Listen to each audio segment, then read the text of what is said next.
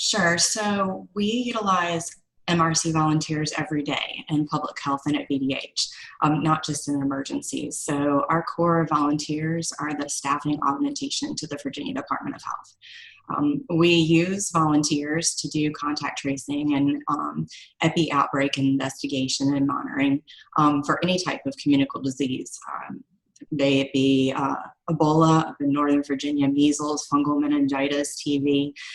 We have a lot of diseases, just coronavirus is a little bit more in the news right now. We also had H1N1, of course. So our volunteers come in and work alongside our VDH staff members and provide whatever support is needed of that epidemiologist or the senior nurse that's leading the response effort.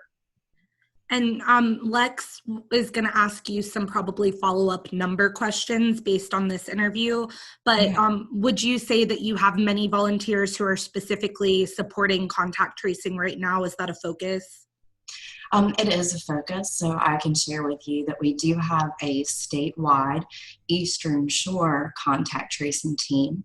That team is consisted of MRC volunteers from 11 different MRC units across the state, and they are virtually providing support for the contact tracing efforts for the outbreak at the poultry farms on the Eastern Shore.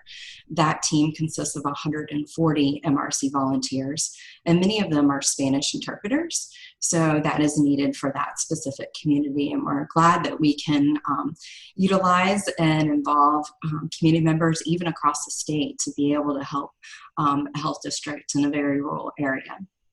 So we know that contact tracing is a big focus right now for VDH, getting people hired, getting them trained, and obviously the volunteers are assisting in that. Can you tell me why it's so important to have volunteers to kind of bridge that gap as VDH builds its, team to do that on a paid level?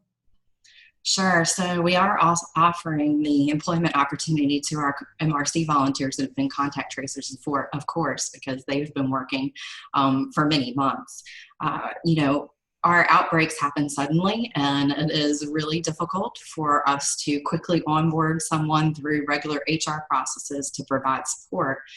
And our MRC volunteers do receive training. Many of them are members and teams of an EPI response team. And so they're pre-identified, pre-trained, and can provide support within as little as 12 hours of notice to the local health departments, depending upon what their team structure is. So, they are really our right hand and can definitely bridge that gap. I think it's also beneficial because one, they're doing it from the bottom of their heart because they want to serve their community. And I think that makes them even more special than someone that's being paid to do the job. And they know their community. And there is a lot of reassurance when you're having to call someone and talk to them that it's, it might be your neighbor down the street. It could have been your school teacher when you went to school, that it's a familiar voice. And that really makes it a part of the community. So last week, Lex and I spoke with Lisa Engel with the Chesapeake Health Department. Sure. She said, that, one kind of difficulty with contact tracing is getting people to trust you, to be able to open up to you. Can you talk about how challenging that is and the type of training your volunteers get? I personally can't talk about how challenging it is because I'm actually not down to the level that Lisa is. Because she really does the work and I do more so the coordination on the state level. But as I mentioned, I think it's important that we have community members that have existing relationships and have good communication skills. We have several contact tracers. I'll give you an example. And I know we want people that have a medical background, but sometimes we have volunteers that are retired that have an excellent skill set. I've been told that one of the most popular contact tracing volunteer in Virginia Beach is a retired police officer, and he is good at building trust and really doing the investigation part of it, and he is very valuable to that team there at the Virginia Beach Health Department. So how many months have your volunteers been actively working on contact tracing? Is this a since the beginning kind of thing? Yes, it is since the beginning. In Northern Virginia, we've had the contact tracing team at the Alexandria Health Department has been there since the beginning of April. I think it was April 1st. They've been working for well over 2 months now. They have, let's see, I think it was about 40 volunteers that have continuously provided support and done over 4,100 hours of volunteer service just for contact tracing. So that is, I think, an exceptional example of how volunteers can come alongside public health. And hopefully many of those will get hired and get paid full time if that's their desire. But if they're retired and they only want to do it a couple days a week, I'm sure they still have the opportunity to do so. Yeah, it seems like contact tracing is really, it's been important, but it seems like it's one of the key next steps to trying to get this contained and get our governments and businesses reopened fully. Just that, it seems important to be able to track the virus and who it may be impacting. And with your volunteers doing that, are they coming into contact with a couple of people a day? Are they assigned a couple of people? Are they working with dozens of people? What does that look like for them? I think that depends on, I don't know what the specific workload is. It would depend upon how many positive results are being reported back to the health department that day. I know for the Eastern Shore team, they are talking to, 6 to 10 individuals a day and following up on those cases. So it really does depend upon what the caseload is and how many hours the volunteers are contributing and working for that local health department. And for you, I know you all are always taking volunteers, I'm sure, to help. But for contact tracers specifically, what set of skills are you looking for if somebody wants to volunteer? I think you have to have exceptional interpersonal communication skills. The willingness to connect to other people and of course to build trust. I think some basic knowledge of public health and medical terminology and HIPAA and everything that's related to that is helpful as well. And our epidemiologists do a lot of just-in-time training. We have online training to bring people up to speed to be good contact tracers. And are you still looking for contact tracing volunteers? Yes, we still will accept contact tracing volunteers. We are, as you kind of mentioned, moving on more towards the paid positions. Actually, VDH just posted again that they're seeking additional contact tracers. I know we had a large influx right at the beginning. I think they've worked through all those applications now and they're starting to open up the doors again. Our volunteers are there again, still bridging the gap. In many of the health districts, and will continue to do so as needed. And then, if they want to become employed, they can. And do you think there's anything that's important that we haven't covered about the, Medical Reserve Corps or about contact tracing? Anything you really want the public to understand about what you all are doing? The Medical Reserve Corps and VDH has a very large mission. Goes beyond contact tracing. And we support public health and medical response in the communities for our response, our pandemic response now to coronavirus. But, hurricanes may come. Our MRC volunteers are a staffing resource and provide care in shelters and provide medical support in many shelters.